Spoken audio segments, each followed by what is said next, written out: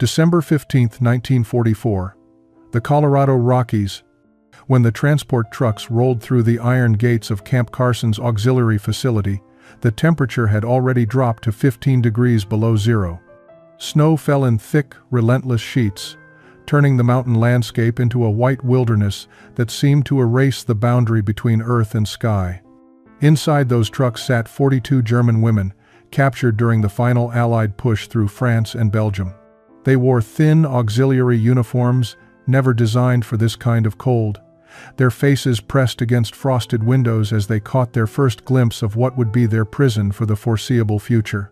Major Catherine Walsh stood on the administration building's porch, watching the convoy arrive with a mixture of duty and doubt. She had overseen male POW camps before, facilities in Texas and Arizona where the biggest challenge was heat and boredom. But this assignment was different in every possible way. The War Department had specifically chosen this remote location, nestled at an elevation of 8,000 feet in the Rockies, for reasons that made Walsh uncomfortable. Some officials believed that harsh conditions would break the spirits of enemy prisoners faster than any interrogation. Others simply had nowhere else to put female POWs and chose the most isolated facility available. The women who stepped down from those trucks moved with the mechanical precision of military training, but their eyes betrayed their shock. 23-year-old Marguerite Schneider, a former radio operator from Munich, felt the cold strike her face like a physical blow. She had grown up in Bavaria, knew winter in the Alps, but this was something different. This cold had teeth. Beside her, Clara Hoffman wrapped her arms around herself, her fingers already going numb. At 19 years old, she was the youngest among them, and the fear in her eyes was impossible to hide. The camp itself looked more like a frontier outpost than a military facility. Rough wooden barracks surrounded a central yard, with mountains rising on all sides like prison walls made of stone and ice. Smoke rose from chimneys in thin gray columns that were quickly torn apart by the wind. Everything about the place spoke of isolation, of distance from anything familiar or safe. Major Walsh stepped forward to address the new arrivals, her breath forming clouds in the frigid air. Her words were translated by a young corporal who spoke halting German, but the message was clear enough.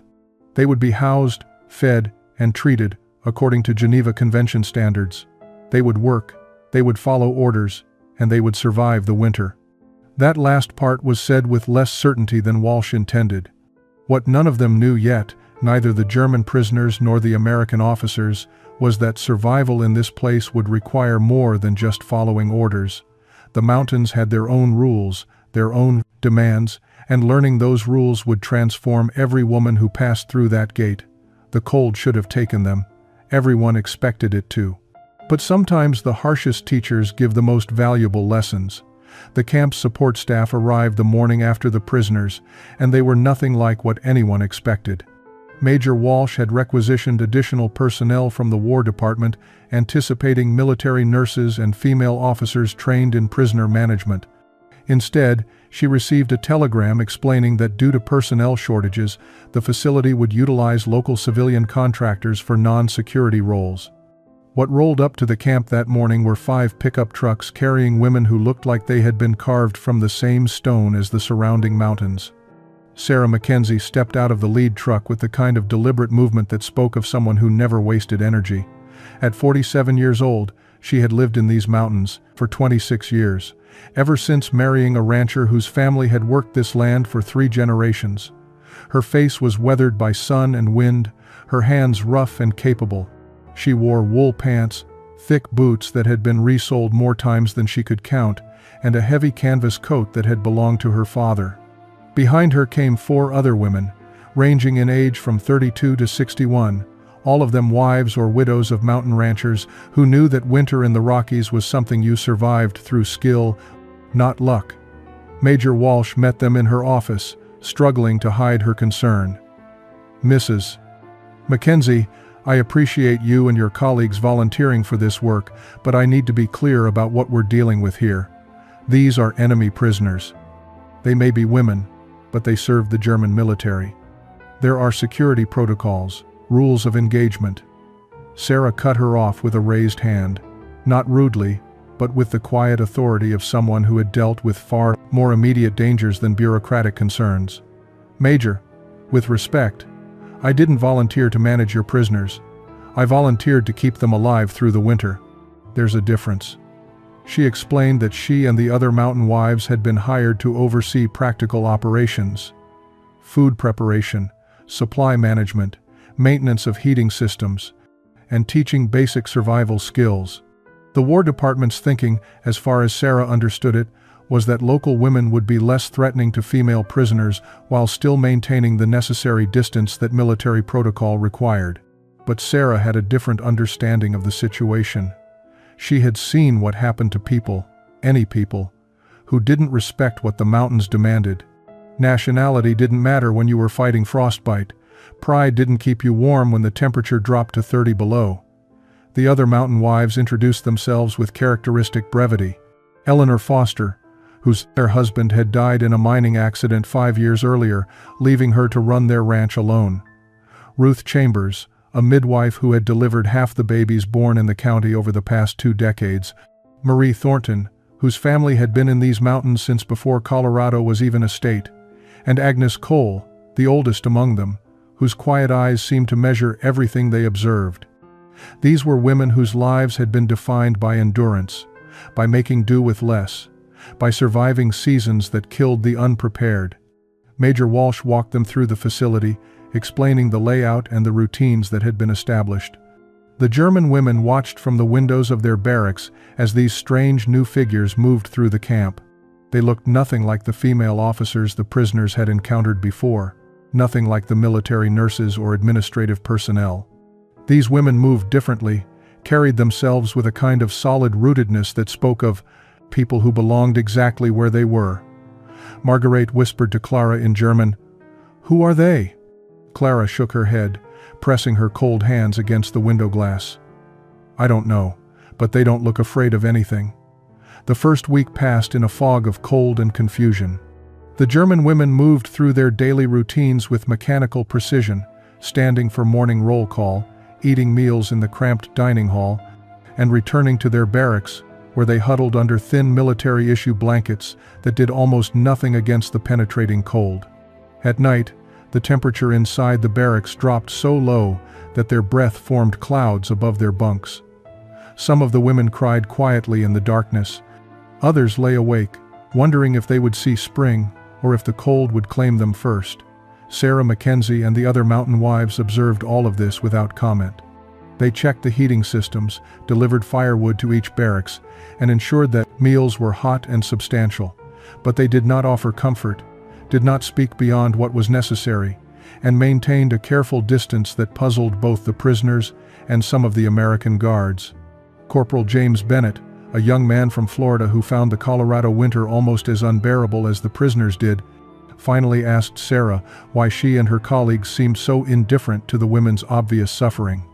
Sarah stopped stacking firewood and looked at him with an expression that was patient but firm. "Son, you think we're being cruel by not coddling them?" She gestured toward the barracks where muffled sounds of distress could be heard.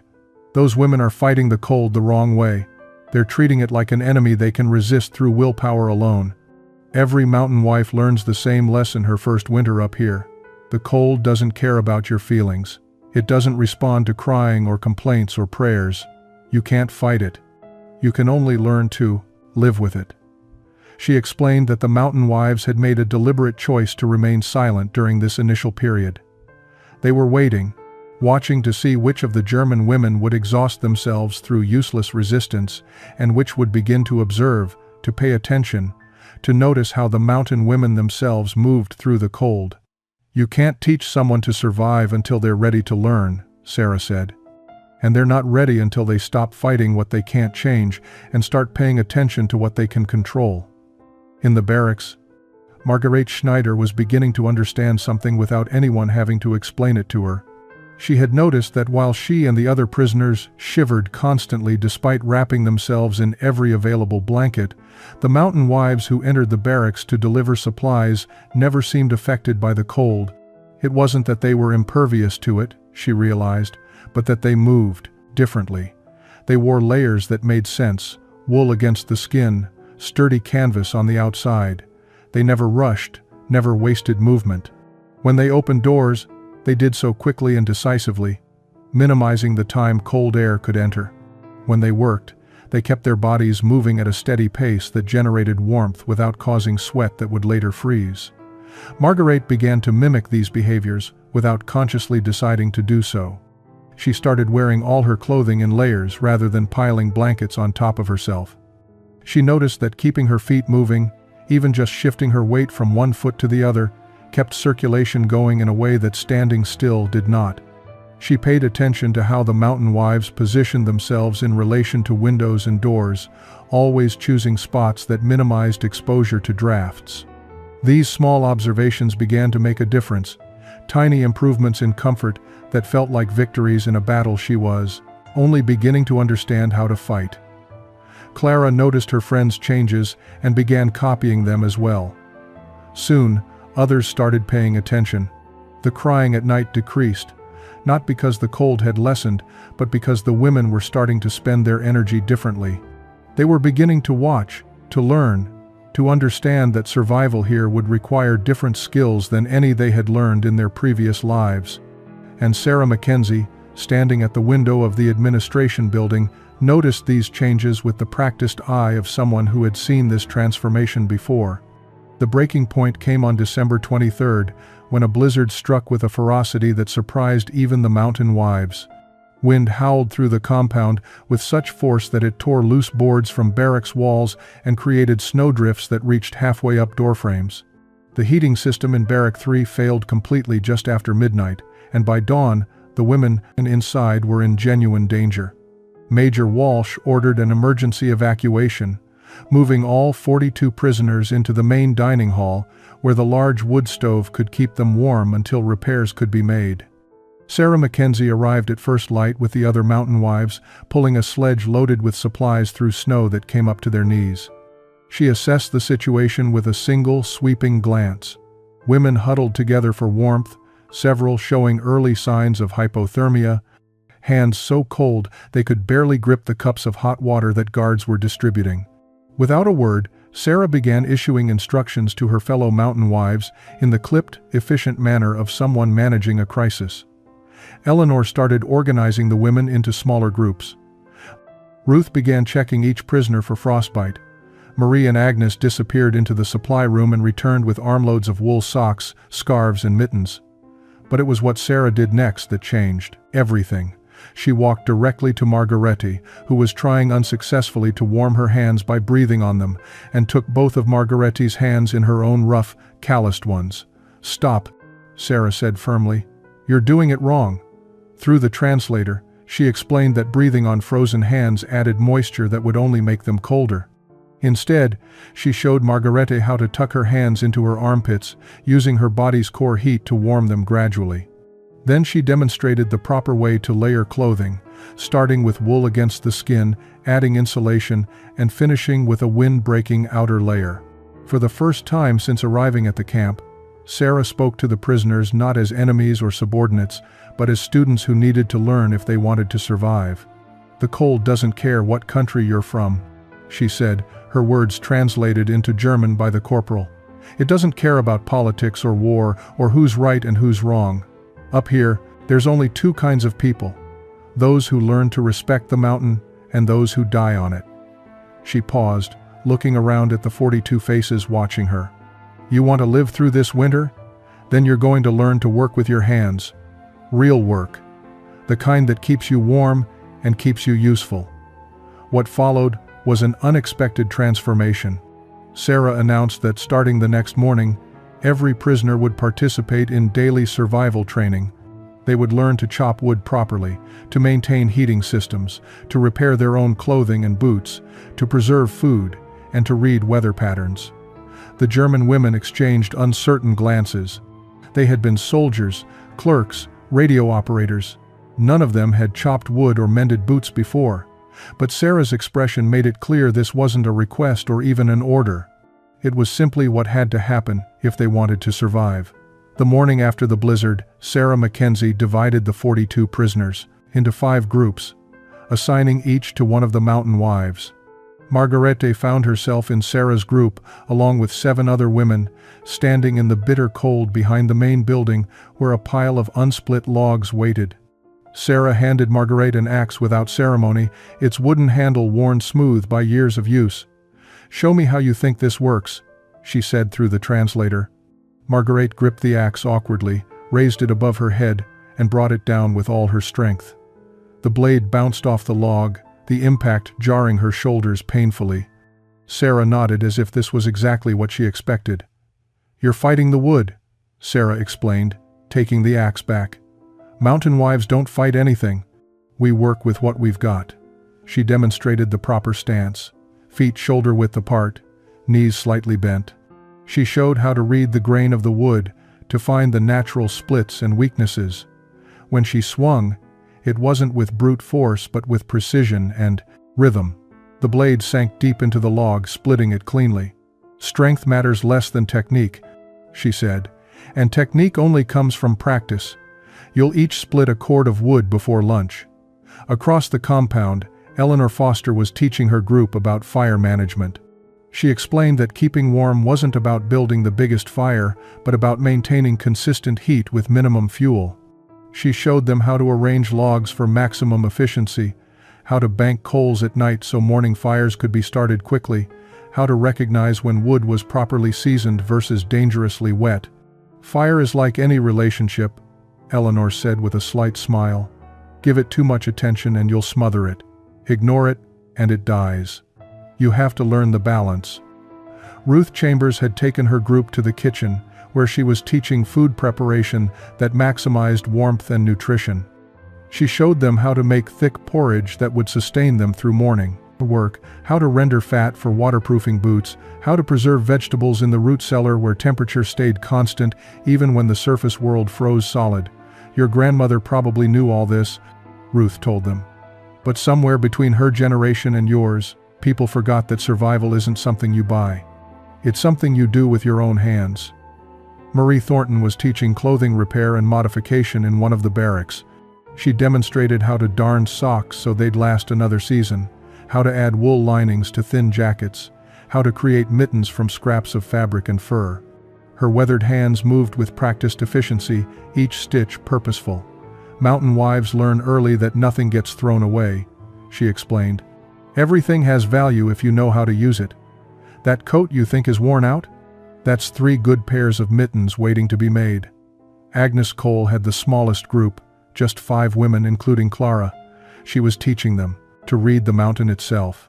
They stood outside in the cold, while Agnes pointed to clouds, wind patterns, the way snow clung to certain slopes. She taught them that mountains spoke a language older than any human tongue, and survival meant learning to listen. By early March of 1945, the transformation was impossible to ignore. The German women who had arrived 3 months earlier as shivering, uncertain prisoners now moved through the camp with the confident efficiency of people who understood their environment. Margarete's hands, once soft and unused to labor, were now calloused and capable. She could split a cord of wood in half the time it had taken her initially, and she did so without thinking, her body having learned the rhythm that Sarah had taught her. Clara no longer flinched at the cold but dressed in layers that made sense, moved with purpose that generated warmth, and carried herself with a quiet pride that came from competence. The change went deeper than physical skills. Major Walsh noticed it during morning roll calls. The prisoners stood differently now, with the same solid rootedness she'd observed in the Mountain Wives. They no longer huddled together for comfort but spaced themselves naturally, efficiently. When wind gusted through the compound, they turned into it rather than away, their faces no longer showing fear but simple acknowledgement. They had stopped fighting the mountain and started living on it. The difference was subtle but profound. Sarah Mackenzie watched these changes with the same quiet observation she brought to everything. She never commented on the prisoners' progress, never offered praise or acknowledgement beyond a slight nod when someone demonstrated proper technique. But in private conversations with Major Walsh, she admitted to being surprised by how quickly the German women had adapted. "City people usually take a full year to learn what these women picked up in 3 months," Sarah said. "Fear is a powerful teacher, I suppose. When you know the cold might kill you, You pay attention in ways comfortable people never do. The relationships between the mountain wives and the prisoners had evolved into something neither group had anticipated. They weren't friendships exactly, but they weren't the distant formality of captor and captive either. They were more like the bond between master craftsmen and apprentices, built on mutual respect for skill and shared understanding of what the mountain demanded. Eleanor had begun teaching her group advanced techniques for reading animal tracks in snow, useful knowledge for anyone living in these elevations. Ruth shared family recipes that had sustained mountain families through hard winters for generations. Marie showed the prisoners how to make soap from ash and fat, how to tan leather, how to do dozens of small tasks that added up to self-sufficiency.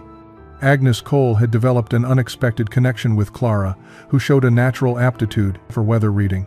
The old woman would stand with the young German prisoner at dawn, both of them silent as they studied the sky, the wind, the quality of light on distant peaks.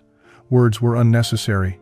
Agnes would point, Clara would nod, and understanding would pass between them in the ancient language of people who lived close to the earth. These moments of shared observation created a bond that transcended nationality, politics, or the circumstances that had brought them together. Spring began its slow arrival in the high country. In late March, Major Walsh announced that the prisoners would be permitted to write letters home for the first time since their capture. The Red Cross had established mail routes through neutral Switzerland, and families in Germany would finally learn that their daughters and sisters had survived. The announcement was met with a complicated silence. Some women immediately requested paper and pen. Others sat quietly, staring at their hands, unsure what they could possibly write about the transformation they had undergone.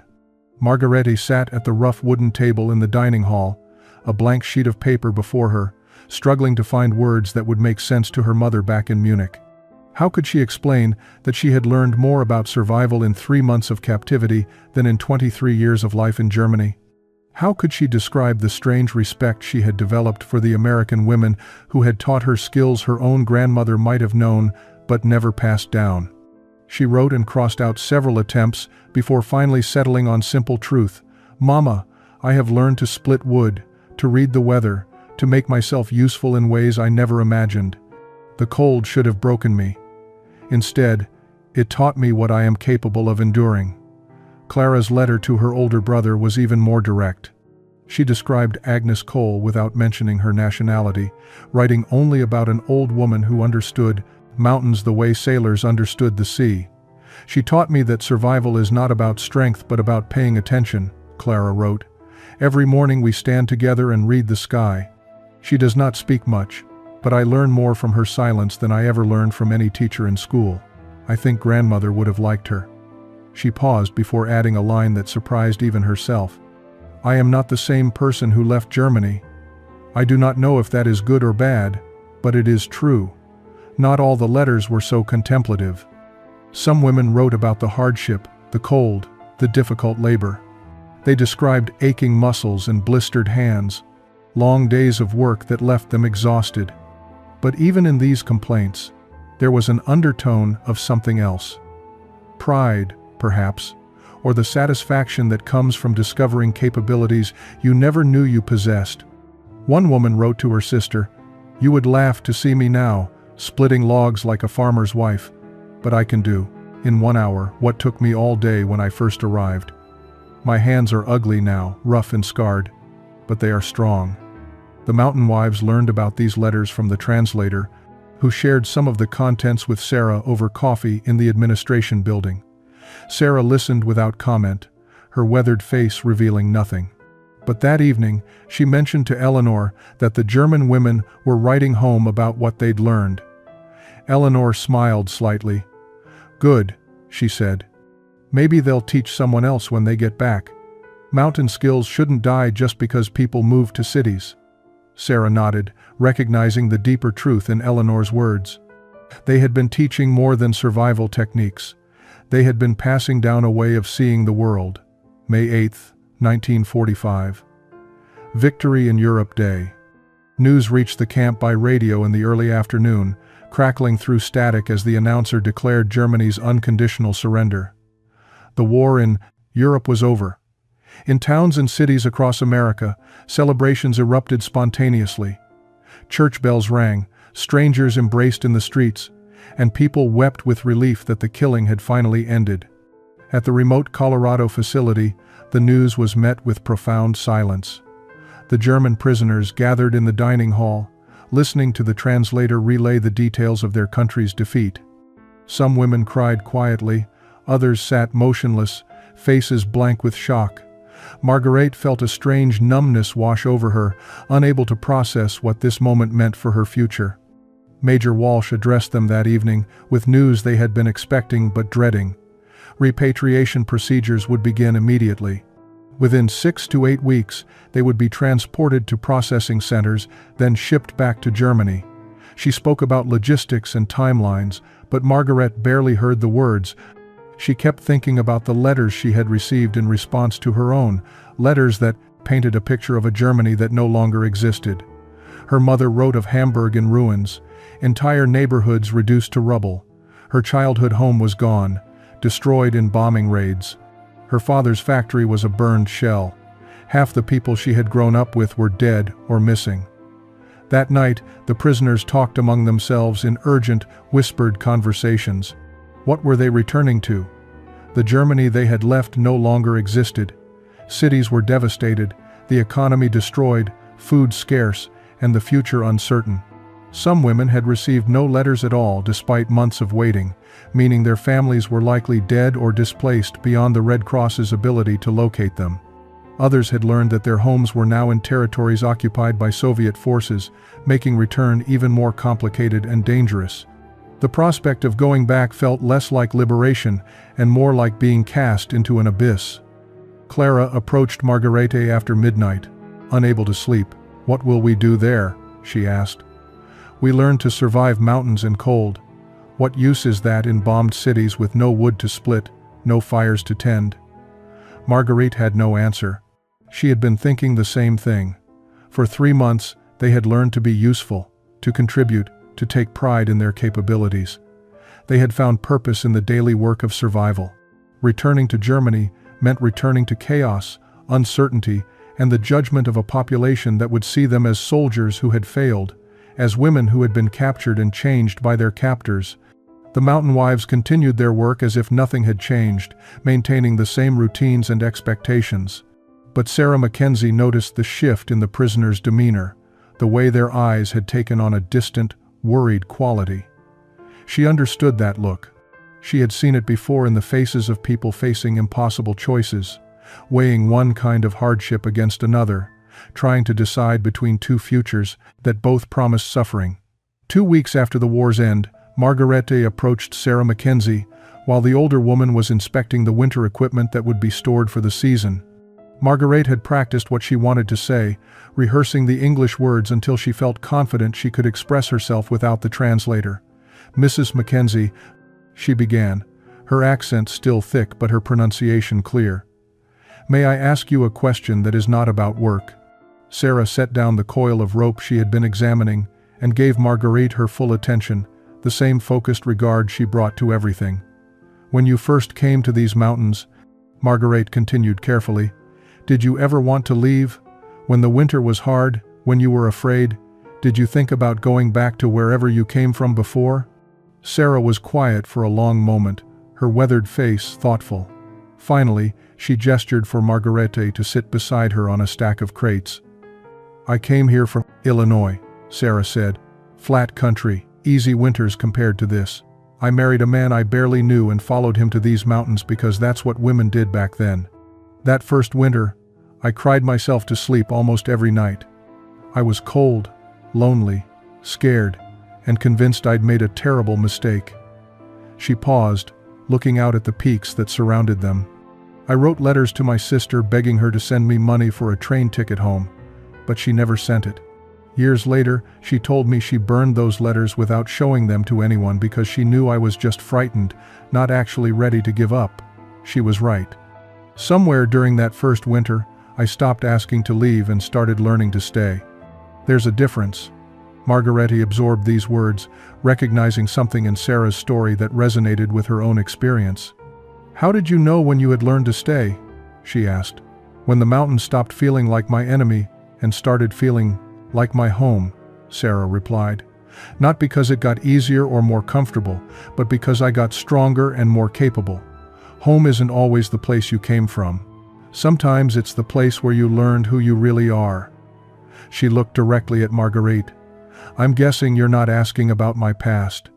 You're asking about your future. Marguerite nodded, unable to trust her voice. Sarah continued. Can't tell you what to do. That's between you and whatever you believe in. But I can tell you this. Endurance isn't about going back to how things were. It's about moving forward with what you've learned. That evening, Marguerite called a meeting of all the prisoners in her barracks. She spoke in German, her voice steady despite the trembling she felt inside. We need to talk honestly about what we're facing, she said. Some of us have nothing to return to. Others are returning to something worse than nothing. But all of us have learned something here that we didn't know before. We learned that we're stronger than we thought. The question is what we do with that strength. 23 years later, in 1968, Marguerite Schneider stood in a small classroom in Denver, Colorado, teaching a group of recent immigrants the skills she had learned during that transformative winter. She had returned to Germany as ordered in the summer of 1945, spent 3 difficult years helping rebuild Hamburg, and then applied for immigration to the United States in 1948. The process had taken 2 more years, but in 1950 she stepped off a train in Colorado Springs and made her way back to the mountains that had taught her what endurance truly meant. She had written to Sarah Mackenzie before returning, uncertain of her reception. Sarah's response had been characteristically brief. Mountains don't care about politics. Come if you want to stay. Clara had made a different choice, remaining in Germany and using her skills to help establish rural education programs teaching traditional survival techniques to a generation that had lost connection with the land. They wrote letters faithfully, sharing how the lessons they had learned continued to shape their lives in different countries. Anna had immigrated to Canada, Elena to Argentina, others scattered across the globe. But all of them carried the same core understanding. Survival was not about where you were born, but about what you were willing to learn and endure. Sarah Mackenzie had passed away in 1963 at the age of 66, still living in the same mountain ranch where she had spent 45 years. At her funeral, Marguerite had stood beside Eleanor Foster, Ruth Chambers, and Agnes Cole, the surviving mountain wives who had taught a group of enemy prisoners that strength came from skill, not nationality. Agnes, now 84 years old and still sharp-eyed, had squeezed Marguerite's hand and said simply, "She'd be proud you came back." Not, "Many people choose the hard place when they've got easier options." Now, teaching in her classroom, Marguerite showed her students, refugees from various conflicts, how to layer clothing properly, how to read weather patterns, how to make the most of limited resources. She taught them that survival was not about waiting for conditions to improve, but about adapting to conditions as they existed. Her hands, still calloused after all these years, demonstrated techniques that Sarah had shown her in that winter of 1944. She never mentioned that she had learned these skills as a prisoner of war. She only said that a wise woman in the mountains had taught her that endurance was something you practiced, not something you were born with. On cold mornings, when snow fell on Denver and the mountains were visible in the distance, Marguerite would pause and remember standing beside Agnes Cole, both of them silent as they read the sky. She remembered Sarah's rough hands guiding her grip on an axe handle, Eleanor's patient voice explaining fire management, Ruth's practical wisdom about making do with less. The cold had never left her, not really, but it had stopped being something to fear and become something that reminded her of who she had learned to be. The mountain had taught her, and now she taught others. The lesson continued.